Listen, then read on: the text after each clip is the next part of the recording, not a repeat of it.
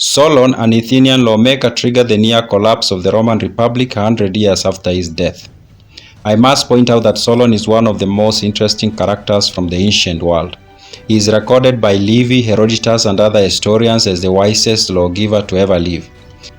He is also the person who brought the story about the lost city of Atlantis to Greece from Egypt. In this video, I tell you about events he influenced that led to the fall of the First Roman Republic. I welcome you to my YouTube channel where I explore ancient texts, and ancient texts here I mean texts that have been around for thousands of years. At the moment, I'm going through From the Founding of the City by Titus Livius or Livy. This is a collection of books that was written about 2000 years ago, and it covers the founding of the city by Romulus around the year 730 BCE to the time when Augustus was the emperor, which was close to 0 AD.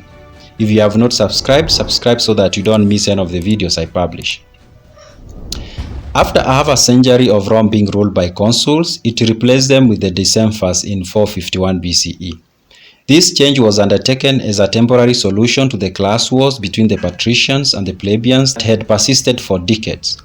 This solution, however, turned out to be a veiled power grab by a few patricians. Interestingly, this change was largely influenced by Solon, or rather Solon was used to trick the people.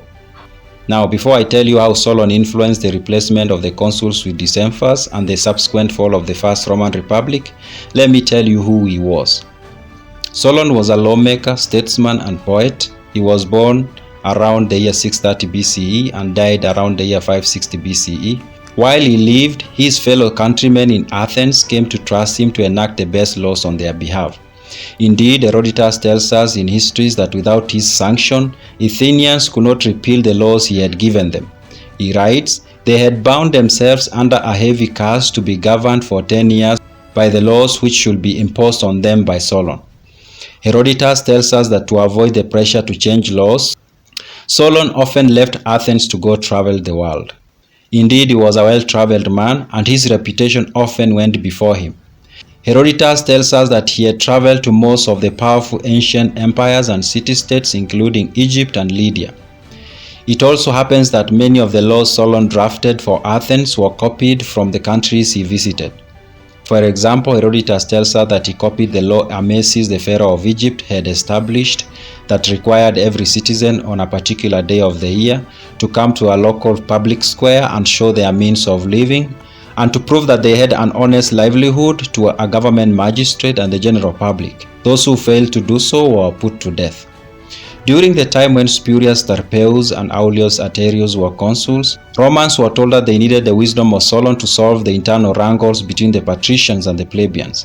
For decades, the patricians and the plebeians had fought over the enactment of several laws, including the agrarian law, the Publilian law, and the Terentian law. Often these conflicts ended in violence. Livy writes, the tribunes approached the patricians in a less aggressive spirit. They urged that an end should be put to their disputes, and if they objected to the measures adopted by the plebeians, they should consent to the appointment of a body of legislators, chosen in equal numbers from plebeians and patricians, to enact what will be useful to both orders and secure equal liberty for each. The patricians welcomed this gesture, but disagreed on the question of who was to legislate. According to them, only patricians could enact the laws. Following further deliberations, commissioners were appointed and sent to Athens. The list of these commissioners included Spurius Postumius Albus, Aulus Manlius, and Publius Sulpicius Camerinus. Livy writes, they had instructions to make a copy of the famous laws of Solon and to investigate the institutions, customs, and the laws of other Greek states.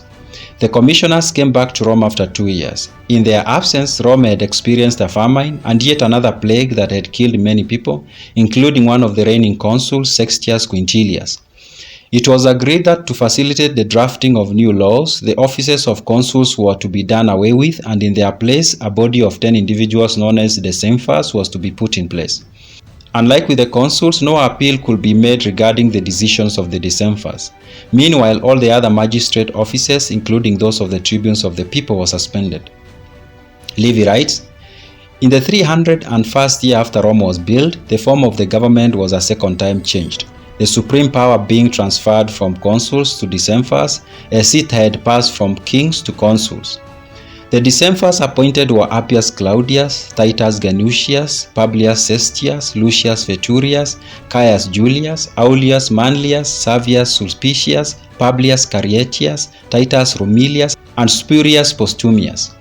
Livy explains the reason each was appointed. He writes, "As Claudius and Ganusius were the consul designate, they received the honor in place of the honor of which they were deprived. Sextius, one of the consuls the year before, was honored because he had, against his colleague, brought that subject before the Senate. Next to them were placed the 3 commissioners who had gone to Athens as a reward for their undertaking so distant an abbassage, and also because it was thought that those who were familiar with the laws of foreign states would be useful in the compilation of new ones.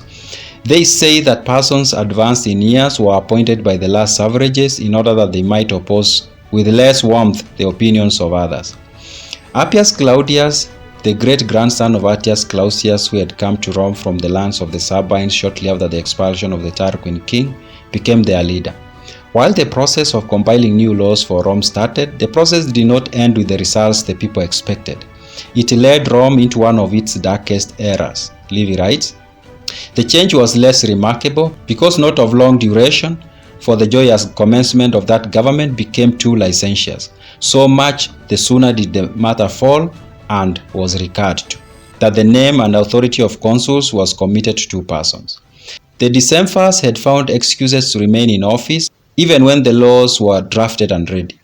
After being given additional time, their true intentions, and especially those of Appius Claudius, emerged, and they started using force, violence, and threats to remain in office. The people could not fight the emerging tyranny of the decemvirs, in particular because they did not have the tribunes of the people to lead them. The offices had been suspended. It took an extreme misconduct of Appius Claudius and another revolution to remove the decemvirs from office. The entire event was very similar to what happened during the removal of the Tarquins. I'll explore this in my next video. If you enjoyed this video, take a moment to strike the like button. That will help this channel grow. See you in the next video.